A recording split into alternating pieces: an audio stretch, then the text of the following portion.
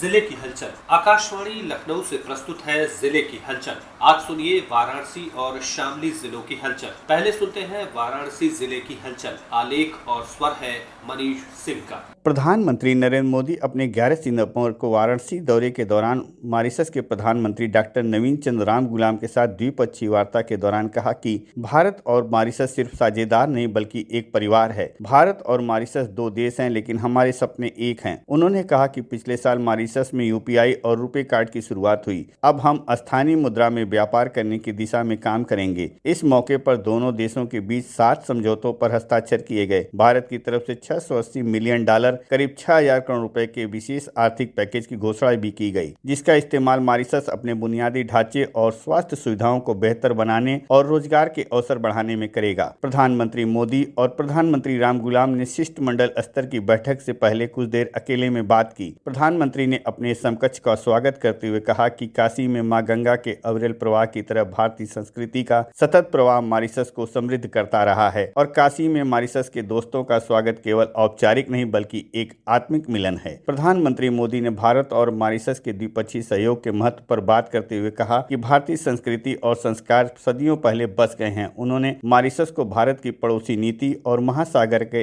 एक अहम स्तंभ बताया। श्री मोदी ने चागोस समझौते के संपन्न होने पर मॉरिशस के लोगों और प्रधानमंत्री रामगुलाम को बधाई दी। ये मेरे लिए गर्व का विषय है कि मुझे अपने संसदीय क्षेत्र में आपका स्वागत करने का अवसर मिल रहा है। हमारी संस्कृति और संस्कार सदियों पहले भारत से मॉरिशस पहुंचे और वहां की जीवन धारा में रच बस गए। काशी में मां गंगा के अविरल प्रवाह की तरह भारतीय संस्कृति का सतत प्रवाह मॉरिशस को समृद्ध करता रहा। जब हम मॉरिशस के दोस्तों का स्वागत काशी में कर रहे हैं, यह केवल औपचारिक नहीं बल्कि एक आत्मिक मिलन है।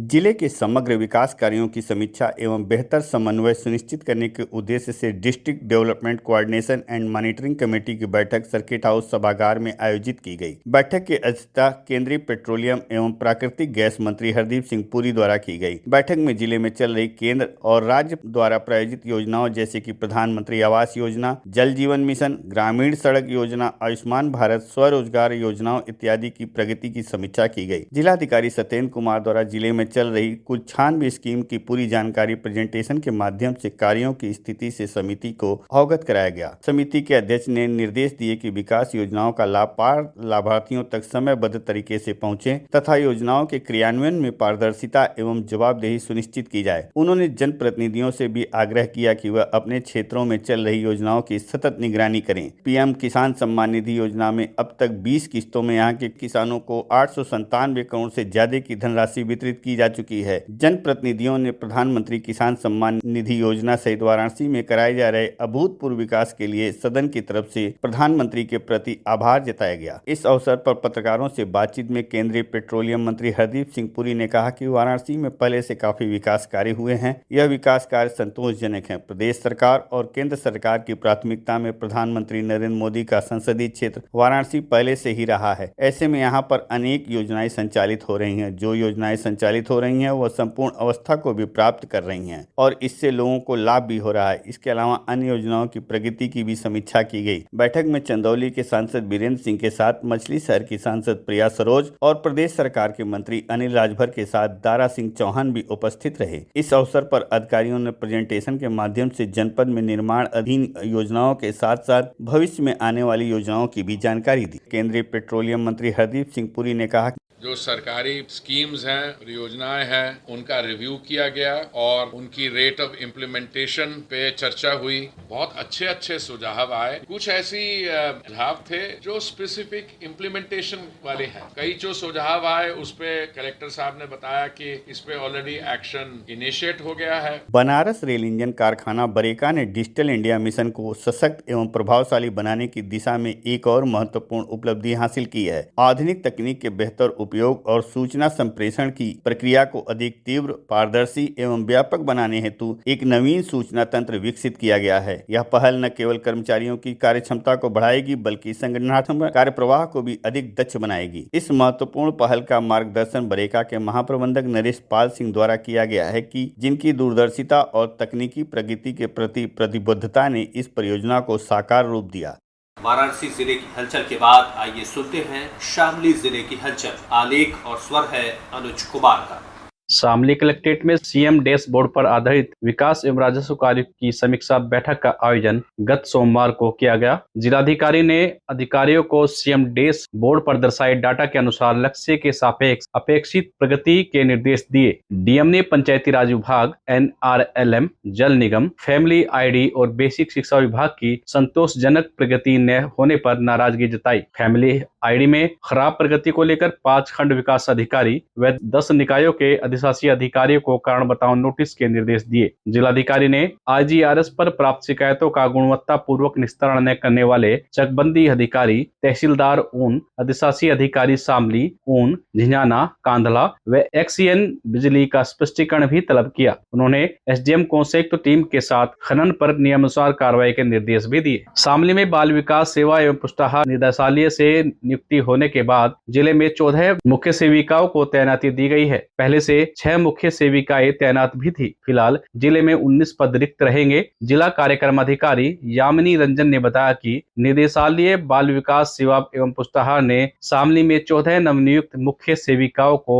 तैनाती प्रदान की है। उन्होंने बताया कि वर्तमान में जिले में केवल 6 मुख्य सेविकाएं कार्यरत थी, जबकि 39 पदों की आवश्यकता थी। ऐसे में अब 14 नई नियुक्तियों के बाद 19 पद खाली रह जाएंगे। नवीन नियुक्तियों से जहां नई तैनाती से योजनाओं के क्रियान्वयन क्षमता और पारदर्शिता दोनों बढ़ेगी। जिला शामली में गन्ना उत्पादन पर सफेद मक्खी का प्रकोप छाया हुआ है। लगातार बढ़ रहे प्रकोप से किसानों में बेचैनी बढ़ गई है। सफेद मक्खी कीट से फसल खराब हो जाती है और उत्पादन में बड़ी गिरावट रहती है। हालांकि कृषि वैज्ञानिकों के उपायों के साथ किसान बचाव के उपाय कर रहे हैं। दरअसल गन्ने की फसल में फफूंद से फैलने वाले रोग व्हाइट फ्लाई की शुरुआत हो चुकी है। व्हाइट फ्लाई रोग गन्ने की नई प्रजातियों जिनकी पत्तियां काफी चौड़ी होती है उनको अधिक प्रभावित कर रहा है। कृषि वैज्ञानिक अजय यादव ने बताया कि कीट के बचाव के लिए पहले खेत में पानी की निकासी की उचित व्यवस्था की जाए। कीट के नियंत्रण के लिए अंतः प्रवाही कीटनाशकों का छिड़काव करे। जिला कृषि विज्ञान केंद्र के कृषि वैज्ञानिक डॉक्टर अजय यादव ने कहा,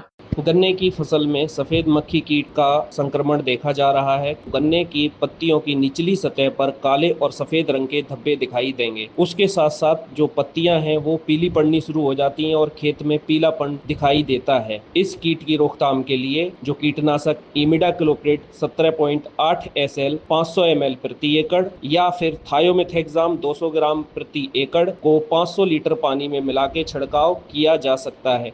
शामली में दीपावली पर पटाखा, रोशनी, फुलझड़ी और अनार बम फोड़ने के अरमान इस बार पूरे नहीं हो सकेंगे। सुप्रीम कोर्ट के एनसीआर में पटाखा प्रतिबंध करने के कारण उत्तर प्रदेश शासन ने पटाखा निर्माण और बिक्री पर पूर्ण रूप से रोक लगा दी है। इसके चलते जिले की 22 फैक्ट्रियों के लाइसेंस रद्द कर दिए गए हैं। गौरतलब है कि सुप्रीम कोर्ट ने राष्ट्रीय राजधानी क्षेत्र में पटाखों की बिक्री पर प्रतिबंध लगाने के साथ ही निर्माण पर भी रोक लगा दी है। सुप्रीम कोर्ट के आदेश के बाद उत्तर प्रदेश शासन ने पर्यावरण, वन एवं जलवायु परिवर्तन मंत्रालय ने इसके कड़े आदेश जारी किए हैं। इस पे स्पष्ट किया है कि राष्ट्रीय राजधानी क्षेत्र में पटाखों के निर्माण, संग्रहण, विक्रय पर पूरी तरह से रोक रहेगी। इसमें ऑनलाइन विक्रय को भी शामिल किया गया है। शासन के आदेश के बाद अब जिला प्रशासन ने जिले के थाना भवन में सर्वाधिक 11 लाइसेंस, कांधला में 6 लाइसेंस व गढ़ीपुख्ता में 4 और कैराना में 1 लाइसेंस निरस्त कर दिया है। यदि इसके बावजूद कोई पटाखा निर्माण या बिक्री करता पकड़ा गया तो कार्रवाई अमल में लाई जाएगी। जिलाधिकारी अरविंद कुमार चौहान ने बताया कि सर्वोच्च न्यायालय शासन के आदेश का 100% पालन कराया जाएगा। इसके लिए तीनों तहसीलों के एसडीएम को निर्देशित किया गया है। शामली में मुख्यमंत्री सामूहिक विवाह योजना में शासन की ओर से निर्धारित 316 का लक्ष्य मिला है। इसके साथ ही शासन ने शादी के लिए आधे लक्ष्य यानी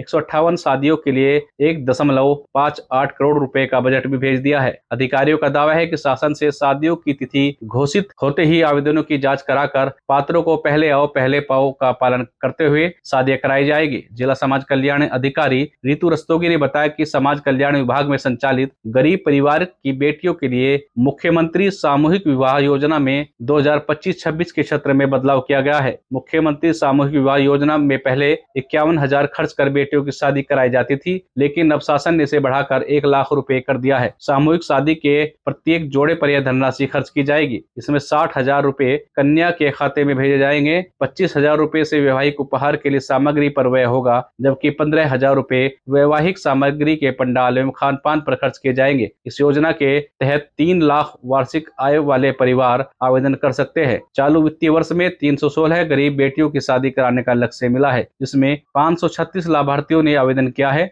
यह था आकाशवाणी लखनऊ के क्षेत्रीय समाचार एकांश द्वारा प्रस्तुत जिले की हलचल का आज का अंक।